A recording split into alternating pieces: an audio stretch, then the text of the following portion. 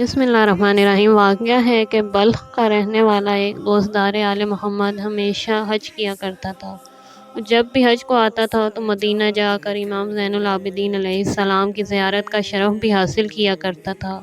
ایک مرتبہ جب حج سے لوٹا تو اس کی بیوی نے کہا کہ تم ہمیشہ اپنے امام کی خدمت میں تحفے تحائف لے جاتے ہو، مگر انہوں نے آج تک تمہیں کچھ نہ دیا۔ اس نے کہا، توبہ کرو، تمہارے لیے یہ کہنا سزاوار نہیں ہے۔ وہ امام زمانہ ہیں، وہ مالک دین و دنیا ہیں، وہ فرزند رسول صلی اللہ علیہ وآلہ وسلم ہیں، وہ تمہاری باتیں سن رہے ہیں۔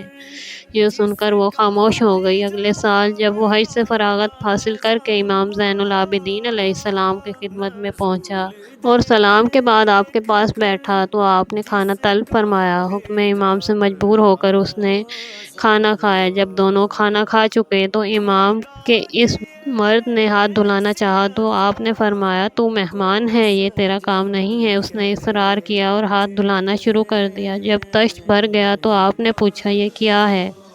اس نے کہا، پانی۔ حضرت نے فرمایا، نہیں، یہ یاقوت احمر ہے۔ جب اس نے غور سے دیکھا تو وہ طشت یاقوت سرخ سے پر تھا۔ یہ دیکھ کر وہ حیران ہو گیا اور آپ کے ہاتھوں کا بوسہ دینے لگا۔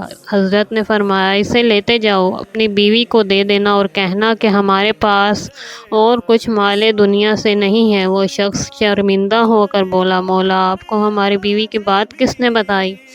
امام نے فرمایا، ہمیں سب معلوم ہو جاتا ہے۔ اس کے بعد وہ امام علیہ السلام سے رخصت ہو کر اپنی بیوی کے پاس پہنچا۔ ظاہرات اسے دے کر سارا واقعہ بیان کیا۔ اس کی بیوی نے کہا، آئندہ سال میں بھی چل کر زیارت کروں گی۔ جب دوسرے سال بیوی ہمراہ روانہ ہوئی تو راستے میں انتقال کر گئی۔ وہ شخص امام کی خدمت میں روتا پیٹتا حاضر ہوا۔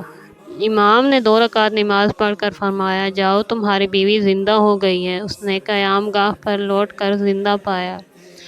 اس کے بعد جب وہ حاضر خدمت ہوئی تو کہنے لگی، خدا کی قسم، انہوں نے مجھے ملک الموت سے کہہ کر زندہ کیا تھا اور اس سے کہا تھا کہ یہ میری زائرہ ہے۔ میں نے اس کی عمر 30 سال بڑھوا لی ہے۔ دوستو، اگر آپ کو ویڈیو پسند آئی ہے تو پلیز لائک کیجیے اور چینل کو سبسکرائب کیجیے تاکہ آئندہ آنے والی ویڈیو آپ تک پہنچ سکے۔ اللہ حافظ۔